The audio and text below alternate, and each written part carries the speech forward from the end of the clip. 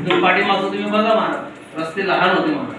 हा ज्यावेळेस अजूनही यमुनेचं रस्ता जरा थोडंसं लहान आहे.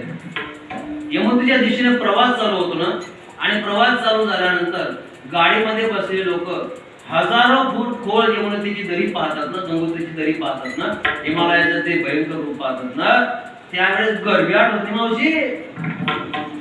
हा कोणी जात होती, कोण आठवत बरं. स्पीड बी एवढा असतो ना महाराज नामचिंतनाचा. हा जोरात जोरात नामचिंतन, जोपर्यंत मुक्काम येते तोपर्यंत हा स्पीड वाढतो महाराज. अहो भीतीपोटी घेतलं देवाचं नामचिंतन आम्हाला धीर देते.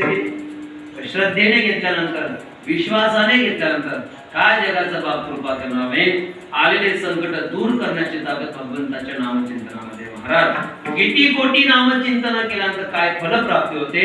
1 कोटी केल्यानंतर आरोग्याची प्राप्ती, 2 कोटी केल्यानंतर संपत्ती, 3 कोटी केल्यानंतर यश आणि कीर्ती, असे 13 कोटी नामचिंतनाचे फायदे सांगितले.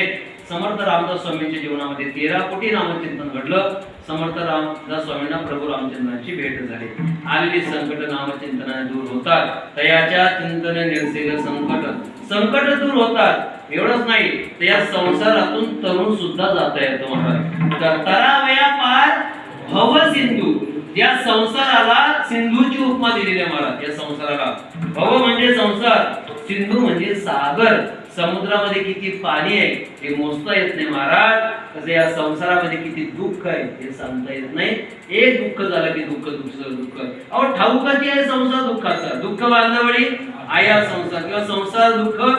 एक दुःख झालं की दुसरं दुःख उभं राहतं.